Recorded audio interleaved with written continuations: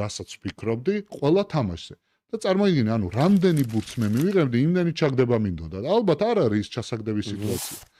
და ამიტომ ისეთ ცუდ გადაწყვეტილებებს ვიღებდი, რომ იმ 7 წუთის მაგივრად უკვე 4 წუთს მithმობდა.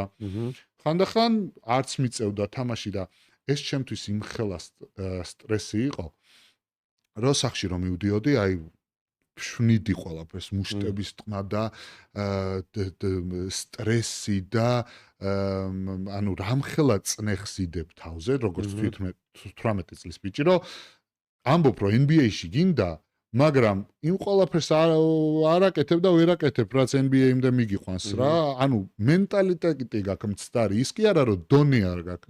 პირიქით, დონე იმიტომ გაძლევენ 7 წუთს ACB-ში 18 წლის რო ზოცა 7, 8, 9 წუთს რო იმ ზუსტად მაგიტო რომ დონე გაქვს. იქ არავინ არ გჩუქნის არაფერს რა და მე ეს ყველაფერი დავიმსახურე.